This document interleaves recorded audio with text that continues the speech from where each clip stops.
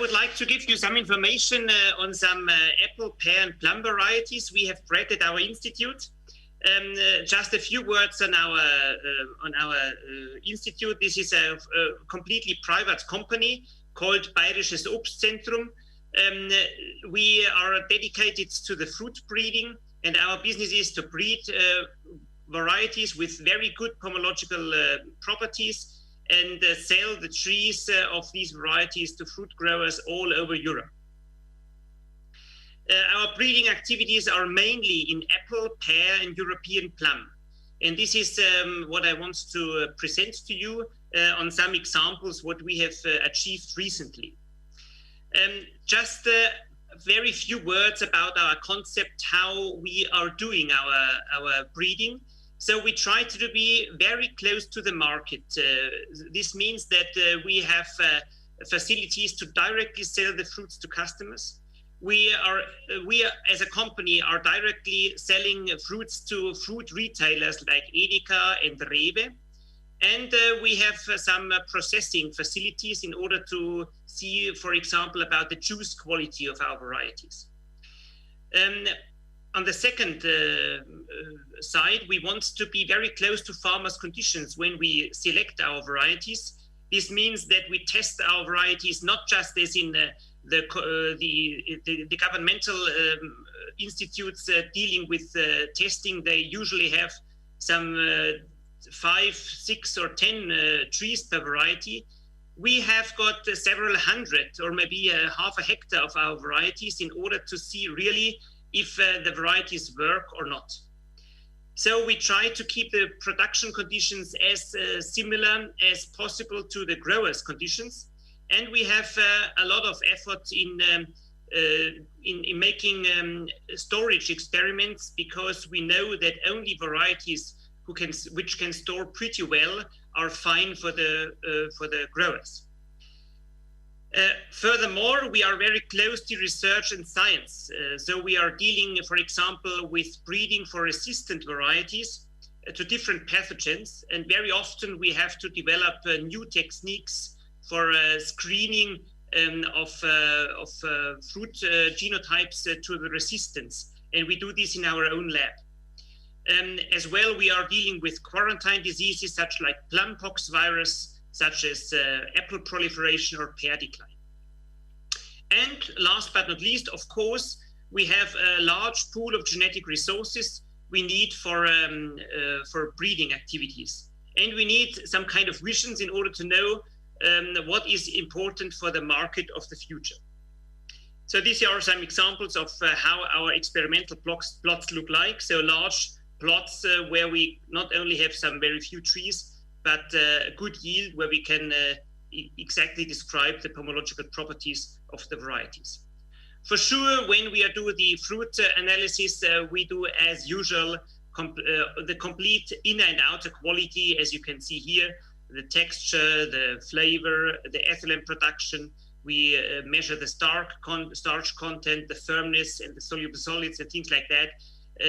But this is quite usual. But we do this several times around the year. So when we harvest the fruits after 2 months of storage, after 4 months of storage, after 6 or even 9 and 12 months of storage, we repeat these kind of analysis in order to describe the development of the quality during the fruit storage. So for apple and pears, what are the most important things? For sure, the taste and the texture, because we know that these are the key factors deciding about the acceptance of the variety by the consumer. So it's very important for us. Furthermore, the storability, as I have told you. We do as well all the experiments necessary with the smart fresh treatment or with ultra-low oxygen treatment in controlled atmosphere conditions in order to know if which kind of concentrations of the atmosphere are best for our varieties. For sure, we think about the robustness and the resistance of our new varieties, and we are innovative concerning some traits. For example, apple varieties which can be eaten by people suffering from apple allergy, or for example, breeding for red-fleshed apples. So this is a kind of overview of the varieties we have bred, and I will give you some examples of these varieties and describe them a bit more. One of the most promising varieties, and one which succeeds pretty much, not only in the European Union, but as well in some countries, European countries, a little bit more in the eastern part, is the apple called Summer Night's Dream. It is ripening very early, 4 to 5 weeks earlier than Gala, and has got an outstanding fruit quality. It is extraordinarily crispy, which is unusual for such early ripening varieties, has a good flavor and a very balanced sugar-acid ratio. The skin is very red, and even under very high temperature conditions, which we very often have during the ripening of this variety. In our conditions, it's ripening in end of July. In the warmer climates, in the beginning of July. And under these climates, we have got very often 30, 35, maybe 38 degrees. But even under these conditions, we have got very good development of the red color, which is very important for bringing the fruits to the market. The shape is conical, and we have very high and regular yield.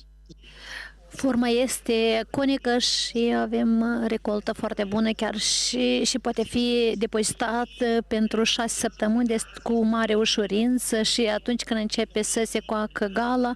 Deci probabil că nici nu avem nevoie de un soi care se coace atunci, deoarece Gala domină piața. Un alt lucru care este foarte important, fructele, deci au tendință, adică au nevoie de rărire, și toate celelalte proprietăți acestui soi sunt foarte promițătoare și de obicei coaja nu este o problemă și este bine să ai mai puține decât mai multe fructe pe copac. Deci un alt aspect este mărul BayOZ, soiul BayOZ. Aici avem florile și fructele, cum arată în perioada de recoltare și cum arată interiorul fructului. Acest soi este unul din cele mai bune pentru procesare și, spre exemplu, pentru producerea sucului roșu sau pentru uscarea feliilor, deoarece, datorită culoarea sucului rămâne roșu chiar și după depozitare pe parcursul a câțiva ani. Și rămâne de aceeași culoare chiar și după 2 ani după recoltare, ceea ce înseamnă că este una din soiurile foarte rare care este bună pentru procesare. Se coace un pic mai târziu decât Gala și poate fi folosit pentru piața produselor sau fructelor proaspete, dar poate fi consumat începând cu sfârșitul lui septembrie și noiembrie, poate fi depozitat la temperatura 4-5 grade, dar altfel poate culoarea se schimbă în cafenii. Recolta este foarte înaltă și este un bun măr pentru tarte, pentru cupturi. Deci fac acest fruct acceptabil pentru consumatorii care îl consumă toamna și este tolerant împotriva rapănului mărului și o careva sensibilitate la cancer. Iată, vedem aici pentru ce putem folosi acest soi. Avem suc, dar și alte produse pe partea dreaptă.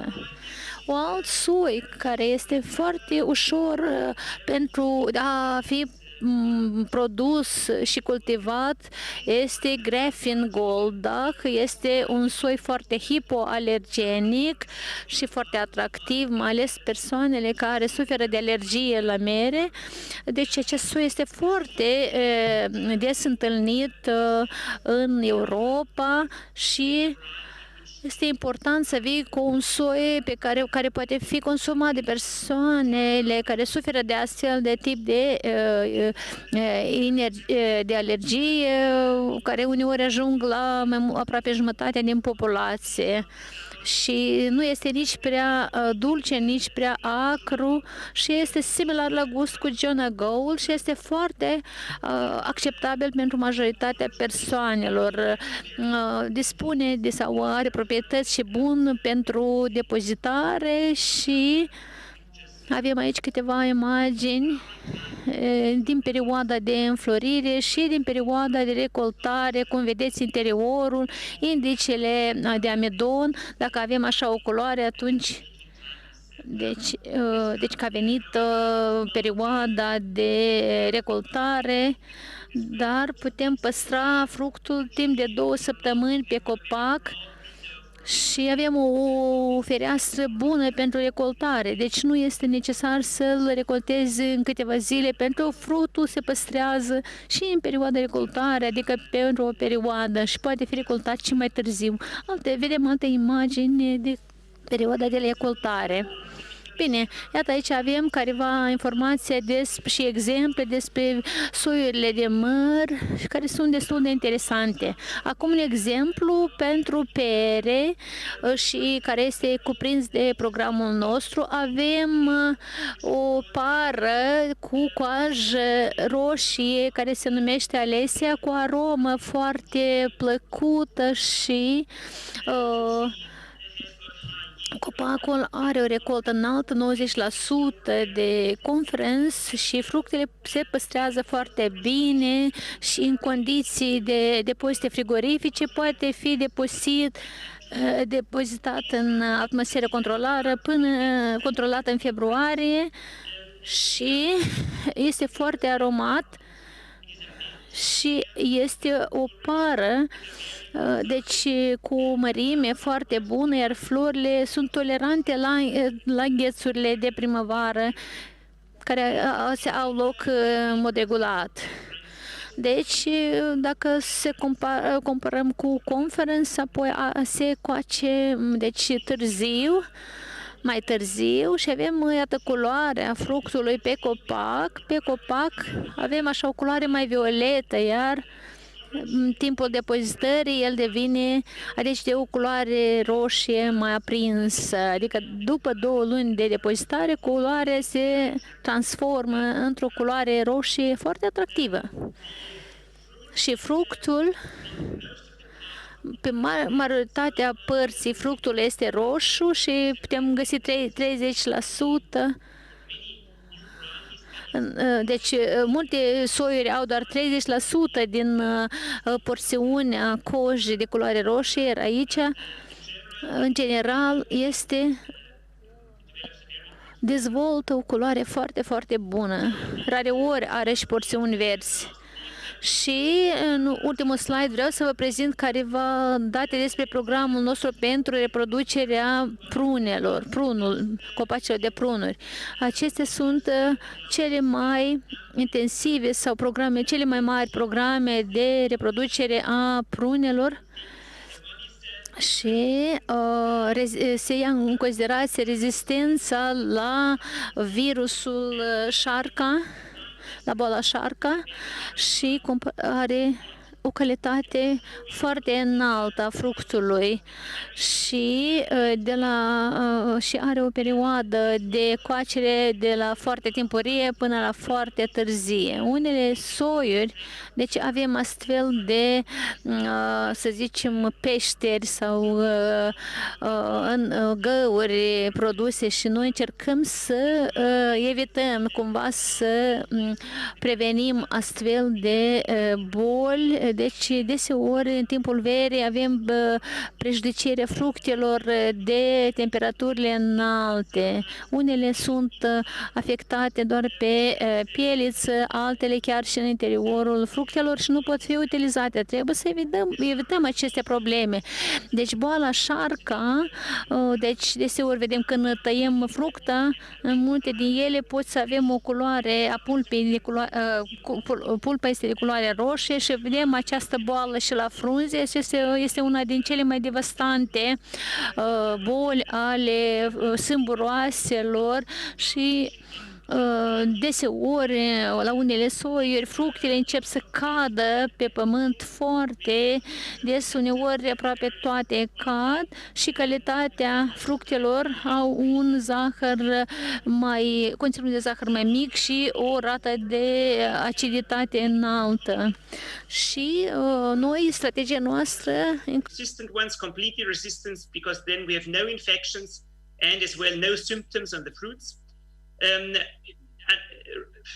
Until we have got a very broad range of resistance varieties, we are looking as well for some kind of very tolerant varieties which could get infected but which show only very few symptoms, which means that they can be used in the production areas and ensure the production of European plum. One of the tolerant varieties we recently released is Franzi. It is ripening a bit earlier, about 5 days earlier than Czajanska Lepotica. It is a very not very large, but a large fruit with 40 to 48 gram and a diameter of about 40 millimeter. The color is blue to violet and develops just shortly before the picking time, and has got a very strong wax layer, the bloom, the so-called bloom. Inside, we have got a very, very nice color, a yellow color, which is very much appreciated by the consumers.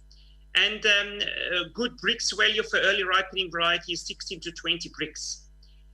The fruit flesh is firm, and we have got a very, very good ranking among consumer tests, which makes it much better acceptable than Czajanska Lepotica, for example. And here you can see the development in ripening time.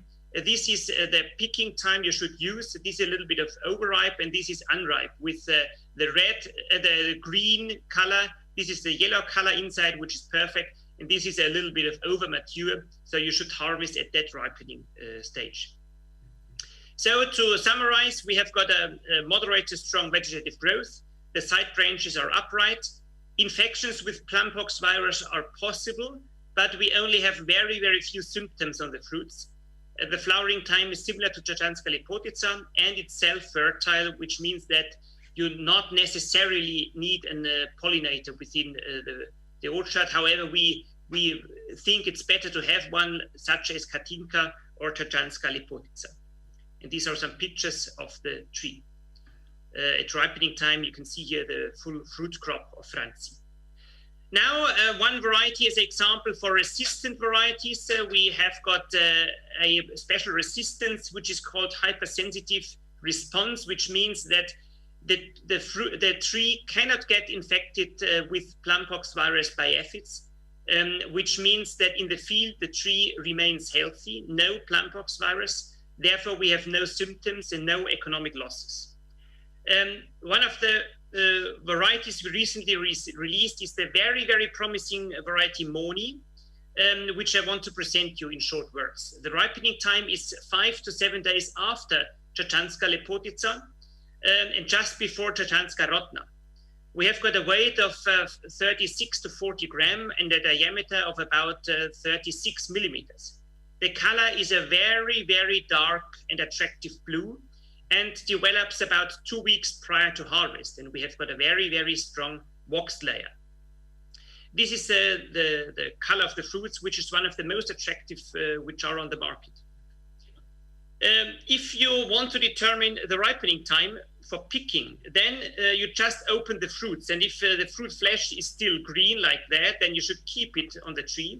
And if it's turning to this kind of yellow, then you can start the harvest.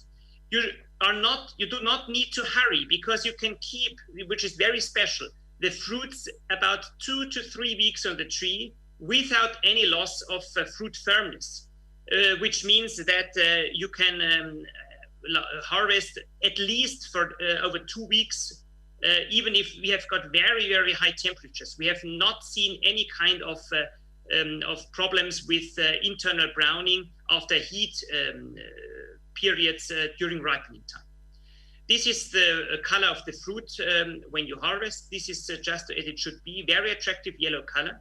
We have got very high Brix values, 20 to 27 Brix, with a medium range of organic acids. We have got a sweet taste with some acid, which is very good for a European plum. The fruit flesh is very firm and has got an orange to amber color. The stone is completely free, and we have got one of the best tasting plums we have among all the varieties we know. So we call it a gourmet plum, and is very tolerant to heat damages, as I've told you. Some few data in a very early ripening region, in the Badonia region.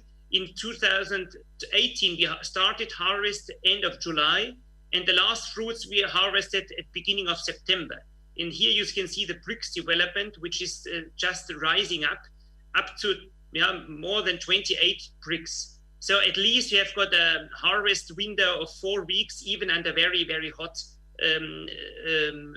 conditions during ripening time.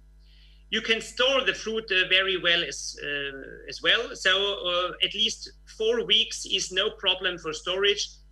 After 4 weeks of storage, you still have got more or less the same good fruit quality parameters than during harvesting time, which means that you can use it for a long time, even if you want to store it, this kind of variety, Moni. Okay, and as a pollinator, for the moment, we recommend the varieties Haroma and Czechanska Lepotica. You should use a pollinator, because otherwise fruit set is too low. It's not at least completely self-fertile. You should add some other varieties in the orchard. These are some pictures from the tree. And as well, which is important for Germany, you can use it in excellent for making the plum cake, which is very important in Germany, because about half of the harvest will be used for preparing this kind of plum cake. On the right-hand side, some pictures. And to come to an end, I would to present you some few words on the rootstocks. We are breeding as well new rootstocks for pears, for pears as well, but in this case for plums. We are dealing with resistance, plum box virus resistant rootstocks, and our idea is to combine the resistant variety with a resistant rootstock, which means that we have got full insurance that the tree will remain free from plum box virus in the orchard. And the most promising among the rootstocks we have bred is the so-called Ospina 235, which has got about 80% of the vegetative growth compared to Myrobalan seedling, which is in Germany the most widespread use of vigor of the rootstocks. It's similar to Julian A, Viva or Vavit or Ferrelay. So this is the size we appreciate pretty much. If we compare to Viva or Vavit, we have got the same yield, the same specific yield. We have no suckers, or very, very few. We have got very, very few tree losses if compared on long-term experiments in the fields. And we have got even a better fruit size compared to Viva or Vavit when using the Ospina 235 rootstock, which makes it very promising for the production for establishing of orchards in the future. These are some pictures from the nursery. They are put in the field and are grown in spring times, and in August they can be used for grafting in summer times. And these are some pictures of variety Yo-Yo grafted on Viva tree, Docera 6 tree, and Ospina 235. So good yields and good fruit size. So using these hypersensitive rootstocks, you have got the guarantee that trees coming from the nursery are free from the plum box virus, which is very important for establishing new orchards. So you are sure that they are free from plum box virus. You could use them for plum and for apricots, and using for peaches and evaluation for the moment. And using this kind of rootstocks ensures the stability of this kind of resistance over the decades, so that we are not having the problem that the resistance is broken. So the use of these rootstocks helps to ensure the resistance over decades. So this has been my short presentation about what we are breeding in apple, pear, and European plum varieties. And I hope that you got some overview on what we are doing at BayOZ Obstzentrum. And I thank a lot for your interest in our breeding program.